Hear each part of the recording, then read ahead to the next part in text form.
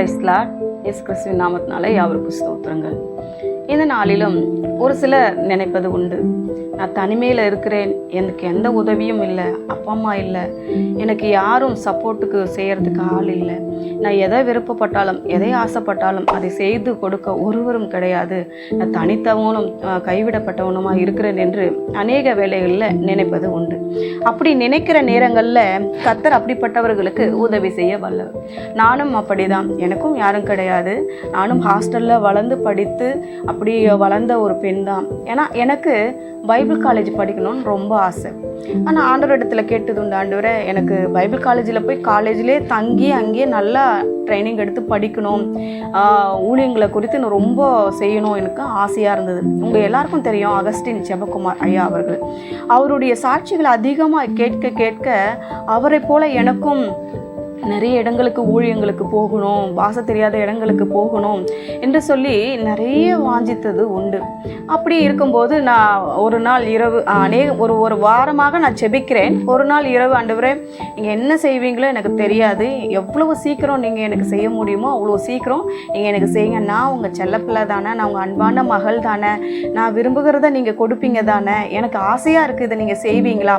ஆனால் ஒரே ஒரு கண்டிஷன் ஏசப்பா, என்கிட்ட நான் தொலைஞ்சி போய் வந்திருக்கிற ஒரு பொண்ணு, என்கிட்ட சர்டிஃபிகேட்டோ கிடையாது, ஃபீஸ் கட்டுறதுக்கு பணமும் கிடையாது, எனக்கு எந்த ஒரு இதுவும் கிடையாது, நான் அங்கே போய் ஃப்ரீயாகவே படிக்கணும், ஆனால் எனக்கு பைபிள் காலேஜில் சீட்டு கிடைக்கணும், அங்கே தங்கி படிக்கணும், இதை நீங்கள் எனக்கு செய்யணும்னு நீங்கள் நினச்சிங்கன்னா செய்யுங்க ஏசப்பான்னு சொல்லி நான் ஜெபித்து விட்டு படுத்தது உண்டு. நீங்கள் நம்பவே மாட்டீங்க, அடுத்த நாள் காலையில் எனக்கு ஒரு பாஸ்டர்கிட்ட இருந்து ஃபோன் வந்தது. ரீட்டா, உங்களுக்கு இந்த மாதிரி நான் உங்களுக்காக நீங்கள் கேட்டிருந்தீங்க, ஒரு இடத்துல சொல்லியிருந்தீங்க, உங்களுக்காக நான் ஒரு இடத்துல விசாரித்து பார்த்தபோது ஒரு பைபிள் காலேஜ் கிடைத்தது. பத்மா முதலியார் அவங்க, அந்த அண்ணா நகரில் இருக்குது.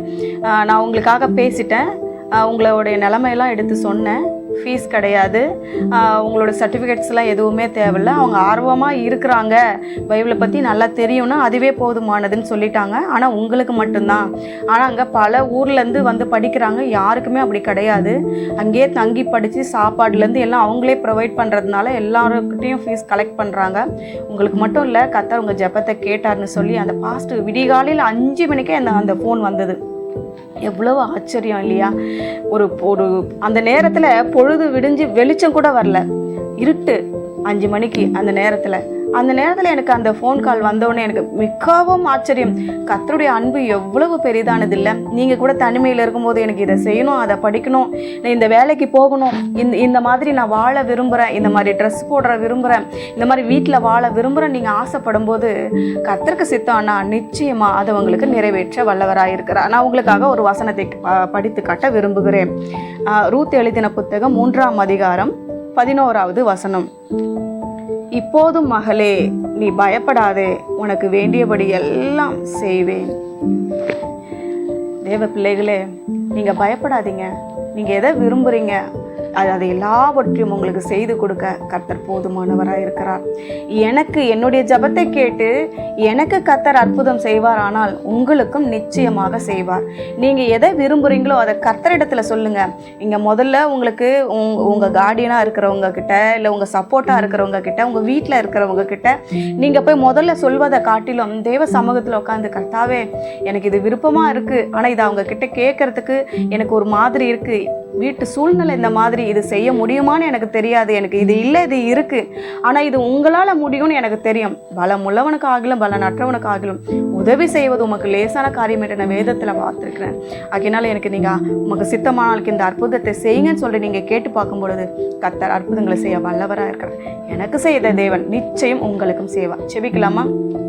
நல்ல தகப்பனே, இந்த வேலைக்காக நன்றி செலுத்துகிறேன். அப்பா, யாரெல்லாம் வாஞ்சிக்கிறார்களோ விருப்பப்படுகிறார்களோ அந்த வாஞ்சைகள் விருப்பங்கள் உமக்கு சித்தமானால் அந்த காரியங்களை வாய்க்கும்படி செய்யும். அப்பா, நீ பயப்படாதே, உனக்கு வேண்டியபடியெல்லாம் செய்வேன் என்று அப்பா போவாஸ் ரூத்தை பார்த்து சொன்னது போல நீர் எங்களை பார்த்து சொல்லுகிறீர். அந்த சகோதரனை அந்த சகோதரியை பார்த்து நீ சொல்லுகிறீர். அந்த வாஞ்சைகளை விருப்பங்களை நிறைவேற்றி தாரும். இயேசுவின் நாமத்தில் ஜெபிக்கிறோம் பிதாவே, ஆமேன்.